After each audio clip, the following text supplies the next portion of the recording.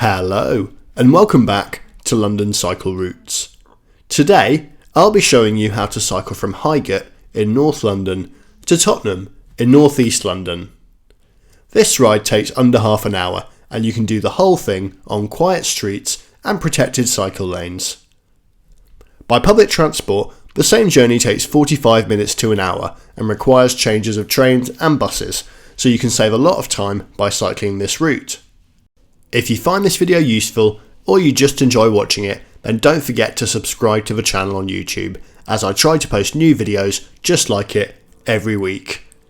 I'd also like to say a big thank you to everyone who supports the channel on Patreon. If you'd like to contribute as well, there's a link in the description below the video. Okay, let's get going. So we're starting outside the Wood Lane entrance to Highgate Tube Station, and we're going to head straight down Wood Lane. Down is the right word, as this is a big hill. So big, in fact, that I did actually wonder whether it was suitable for a cycle route. I think it's just about fine, but if you were going to do this route in the opposite direction regularly, you'd probably want an e-bike, or at the very least, to be very fit. I'm not ashamed to admit that at its steepest point, I actually got off and pushed my bike. Generally, the road is relatively low traffic, although you will run into a few cars here and there. But even in this direction, there are a couple of things to watch out for. The first is that the surface is actually quite poor, and there are quite a few potholes and degradations in the road surface as you go down. So if you were to hit one of those at speed, it could really be a disaster, so do be careful as you go down there. The second is just to keep an eye on the weather. I personally wouldn't cycle down that hill in icy conditions. It would be great to have an alternative to that, maybe protected cycle lanes on the main road, although to an extent the hills do sort of come with the territory around here. It is a very hilly part of London. Now we want to turn off right here, and the way to remember where to go is this red post box here, which nicely marks the path for us. As you can see from the signage, this is a shared space path. That means it's shared between cycles and pedestrians, and on your bike you should hang back and give people plenty of room. Just try and be generally courteous.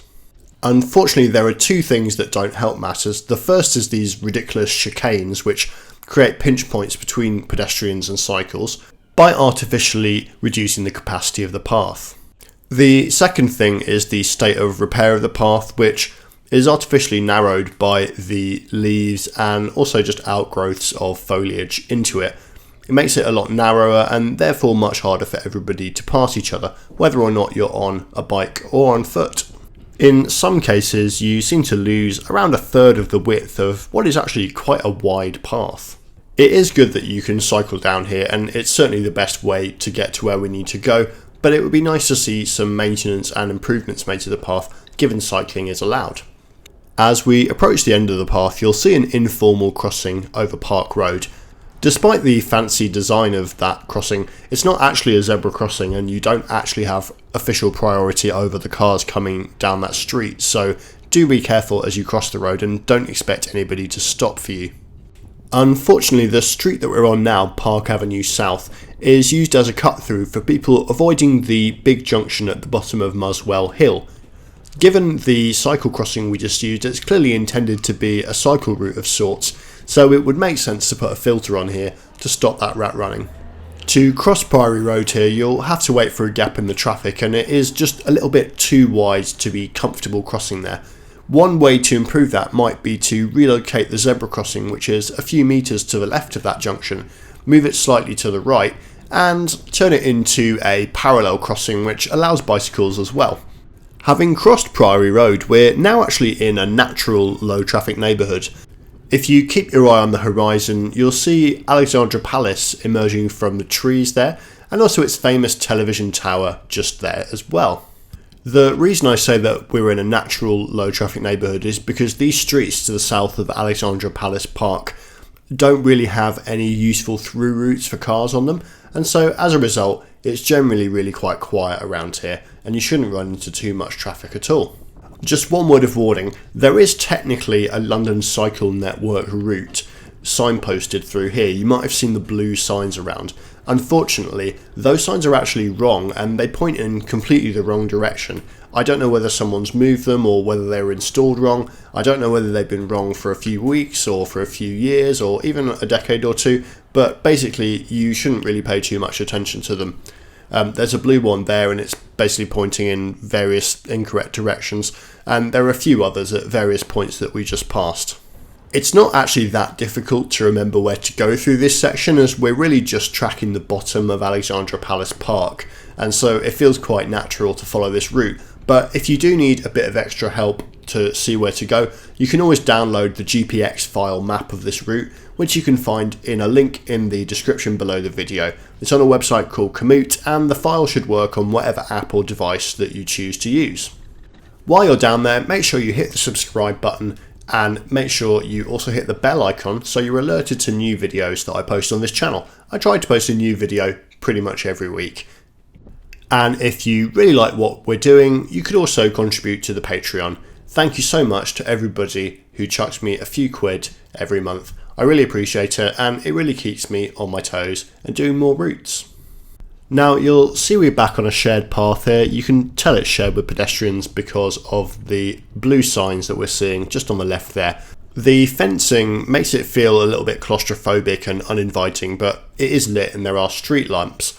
Just a quick note as well that we're now going under the East Coast Mainline Railway, so if you've ever got a train to Newcastle from King's Cross, then you'll have probably gone over that bridge. Make sure you look both ways as you cross into Coburg Road here, by the way. Now this next section is not particularly inviting. You can see there's quite a lot of cars around. It's particularly bad as I filmed this on a weekend, and there's a lot of single yellow lines which increases the amount of parking you see. I think a lot of people drive to Wood Green to go shopping and park in these back streets here, which are kind of behind the main central shopping centre. There's a very odd contraption that we're going to use here. There's a small cycle path and a toucan crossing which you're allowed to use a bike on. You can see the cycle symbol on the lights. And then another small cycle path that leads to this road. It's really just a way of crossing that busy road, and then we can turn into Caxton Road. I was trying to work out why it was called Caxton Road, seemingly named after William Caxton, the man who introduced the printing press to England. It seems likely that it's related to the nearby printers' almshouses, which were set up by the Society of Printers to effectively act as social housing for their retired members. This was back in the Victorian era. Now we're going to use the Toucan crossing to cross Wood Green High Road, and this alleyway is not particularly inviting, but it does get us where we need to go, and you want to turn right here. This road is pretty quiet here, although note the car park on the right. It can sometimes have a flow of motorists accessing that car park, so it's not always this quiet. If you're doing this route in the opposite direction, you'll also need to use the slightly weird contraflow cycle lane which is on the pavement, and use it with caution as it's right in the door zone of all those parked cars. It would be much better just to allow people to cycle in two directions on the main carriageway, I think. Apart from traffic accessing that car park I mentioned earlier, the streets around here are actually genuinely really quite quiet despite all the parked cars, and yeah, it's quite nice, and that's because there isn't any through traffic. I particularly like the name of this street, which is the Sandlings, which kind of sounds like a monster you might find in Star Wars. We're now going to head on to one of the better pieces of archaeological cycle infrastructure, which is sort of from a previous era. Before we get there, make sure you cycle to the left of the bollard here rather than the right, which is what I did. It's this little underpass under the main road, which I think is pretty nice. It's got a good cycle track. Obviously the cycle track is a little bit on the narrow side, so if someone's coming in the opposite direction, it's not great, but for its age, it's actually a really useful piece of track. It drops us onto Mannock Road here, which is the edge of Haringey Council's new Bruce Grove West Green low traffic neighbourhood. And you can see the results of that scheme here, which is an extremely quiet street, which is an absolute pleasure to cycle down. This scheme is absolutely vast, and it's really the main thing that enables this route to go all the way from Highgate to Tottenham. Earlier in the video I mentioned the blue signs indicating the old London Cycle Network route I was following and how you should ignore them. Well, confusingly, I'm actually going to tell you to follow them here, because As you get towards Bruce Grove West Green here, the signs actually start to make more sense and point in the right directions. You can see one on the left there, and there'll be more on the streets as we progress for this next section of the route, and they're actually quite useful in telling you which way to go around these back streets. This route is called London Cycle Network Route 54, and it's literally existed as an official route for decades. It's not a new thing at all. What is new is the removal of through traffic from these streets by Haringey Council, which has made it for the first time a route that you could very easily take kids down. It's a genuinely pleasant cycle route, and you can see that we really don't run into many cars at all on the streets. One thing I'd also say is that this is currently being implemented by the council as a trial, and things have changed even since I first came down here when the trial was implemented a couple of months ago. So for a start, when I first came down here, loads of people were ignoring the signs on the filters and simply driving through the road closures anyway. Now, they would have probably started to realise that they're going to get a ticket for doing that, and so I didn't see anybody doing it in any of the filters I passed today. And that's made the streets even quieter than they were at the start of the trial, which I showed off in some previous videos. The other thing that's changed is a lot fewer lost cars reversing. That's one issue you get when you first implement an LTN. You end up with people whose sat-navs haven't been updated, who maybe aren't paying attention to the road closed signs, driving into the area, trying to cut through like they used to, finding that they're unable to do so, and they end up reversing and creating an awful lot of chaos, and it really does give an impression of chaos. Well, that was also nowhere to be seen today.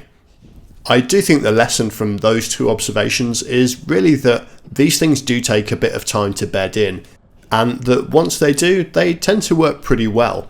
This route in this video is a pretty good example of how you can now cycle a long commute that you previously wouldn't have been able to do, and there are a lot of other routes that these schemes enables that I'm really looking forward to showing off in the coming weeks and months.